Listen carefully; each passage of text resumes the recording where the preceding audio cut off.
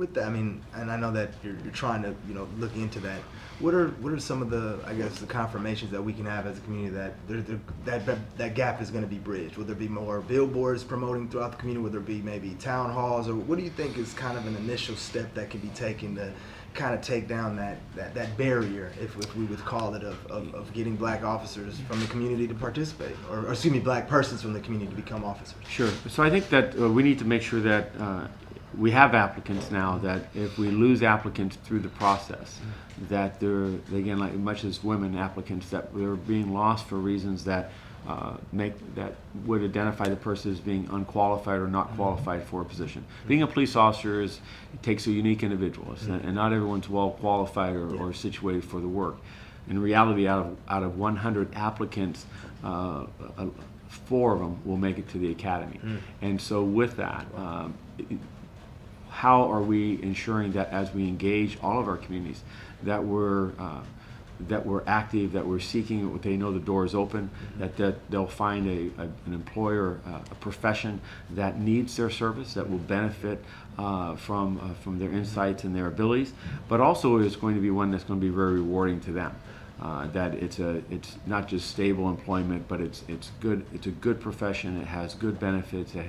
You can raise a family. You can you can live a life that many of us, you know, have dreamed of growing up, of having the ability to own a home, the ability to go out and really enjoy life here in Los Angeles. And that's what a police officer, a profession, a very noble profession, can provide for African American men and women. And I think in our efforts of improving our recruitment, I think our engagement needs to improve.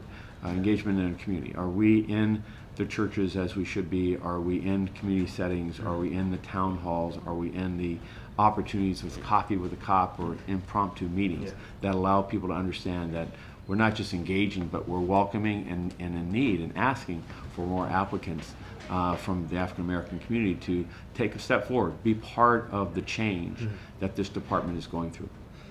Let's even rewind a little bit while we have you, to learn a little bit more about yourself. I mean, I've had the opportunity to indulge in, you know, your information and your background, but our community might not necessarily know. But share with us what you know made you want to become a cop. But let us know where you're from, a little bit about your background, and what made Michael Moore make that step. Well, it's you know, it's on my 37th year in law enforcement. LAPD has been the only police department I've ever worked for. But I'm the only person in my family, however, that's in law enforcement. Wow. So I grew up in a poor family, if you will. I was one of 5 children. We moved all across the United States as parents looked for work, and so there was a lot of turmoil in my life coming up.